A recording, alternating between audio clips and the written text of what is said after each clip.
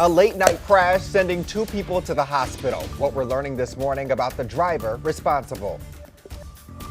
And tracking showers and storms throughout the morning, I'm going over what you need to know. Just to see the terror on that child's face and to imagine what they were going through. A standoff with police and a juvenile held hostage. What we know about the suspect who's now behind bars. Today in St. Louis, Weekend Edition starts right now. This is Today in St. Louis, focused on you. Wake up, St. Louis. Right now, you're getting a live look at the Gateway Arch downtown. And here we are, another fantastic weekend. Always. Probably not the coolest we wanted, but we'll take it. It's better. We It's love better. that. So that counts for something, right? Good morning to you. It is Saturday, August 31st. I'm Travis Cummings. And I'm Mercedes McKay. Thanks so much for waking up with us on this Saturday. And of course, Weather Impact meteorologist Tracy Hansen is here with us this morning. And Tracy, we've had like dangerous heat the past few days. Will we get a break? Yes, we definitely are getting a break today, which is great news. Yes. You know, kids out running around for the Labor Day weekend, much safer when our conditions are a little bit cooler. One thing you are going to want to note is we will still have a few more scattered showers and storms. Some of these might be loud with a lot of lightning. We do not expect them to grow to be severe, and that's because typically in the morning it's actually really rare for us to have severe weather just because our atmosphere is much more stable than when we've had those storms in the afternoon and all that heat builds in. We have a bit of rainfall here that's tracking right along Herman in between Bowling Green and Litchfield there with some moderate to heavy rainfall. Our future cast here is going to track that out for you. See, it's going to be a slow exit. Nothing really to note as it makes its way out. We could have a few scattered showers and storms pop up by about 2 o'clock if you're in the Rolla, Sullivan area.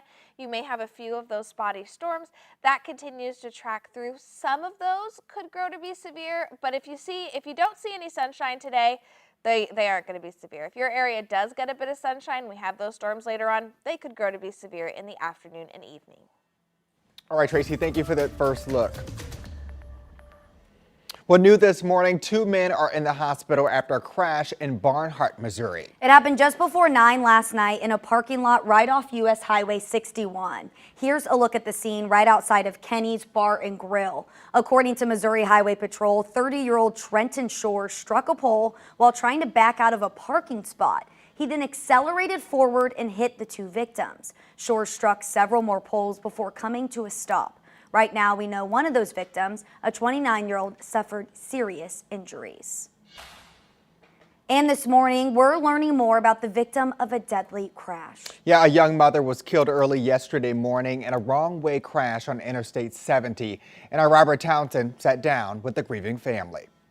Family members say Latricia Robinson was outgoing, friendly, loved taking pictures, and loved people. My daughter, she was a character. She enjoys life. But now her loved ones cannot believe their light is tragically gone. They say around 2 Friday morning, Latricia was on her way to work at the Coca-Cola plant in St. Charles County. But suddenly, terrible news quickly spread. My oldest granddaughter said that she got an alert on her phone saying that her mom was in a car crash. The Missouri State Highway Patrol says a woman was driving the wrong way in the westbound lanes on I-70 when her Chevrolet crashed into the driver's side of Robinson's car. Latricia died at the scene. And it's just hard on us. Latricia Robinson was 32 years old. She had a 12-year-old son and 2 daughters ages 8 and 15. Patricia Robinson can't believe she must now bury her only child. I'm just lost without her. Relatives tell me after she got off work, Latricia Robinson had hoped to finalize paperwork on a new home. She was excited about marking a new beginning for her and her children. It's just a devastation for our family, you know. True tragedy. Investigators say the other driver, a 27-year-old woman from Madison, Illinois, suffered serious injuries. She was arrested for DWI, but has not been charged yet. I want her prosecuted to the fullest for taking my baby's life because I don't have my baby anymore. Robert Townsend, 5 on your side. Really tough story there, but right now the suspect is still in the hospital. Investigators say neither driver was wearing a seatbelt at the time of the crash. This morning, a man is behind bars accused of taking a young girl hostage in a standoff with police. Listen to this. Thursday night, police responded to a disturbance in Moscow Mills. Officers say when they arrived, Jeffrey Price ran to a nearby home with an 11-year-old girl. According to investigators, Price eventually let the girl go and attacked 2 officers. The Lincoln County prosecuting attorney is commending the officers' actions, especially that of Officer Sarah Miller. She did an outstanding job and showed a tremendous amount of courage and bravery to do everything that she possibly could and put her own life on the line potentially in order to save this child and to make sure that she was there and had made it to safety. So certainly went above and beyond, and we recognize that.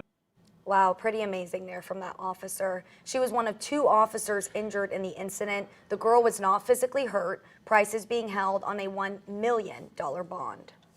And this morning, a judge has granted St. Louis Sheriff Vernon Betts' request for a recount in the August 6th primary. Alfred Montgomery beat Betts by 256 votes, which is less than 1%. In Missouri, the losing candidate can demand a recount if the margin is less than 1%. The votes will be recounted by machine on Tuesday morning at the St. Louis Election Board. Well, right now you're taking a live look at the Chesterfield Mall, which is closing its doors permanently at the end of today. By then, all retailers must be completely moved out. City leaders plan to use the space to develop a new downtown Chesterfield that will include new retail spaces, a green space, walking trails, residential areas, and much more. The mall will be demolished in October, with the first phase of development expected to open in 4 years.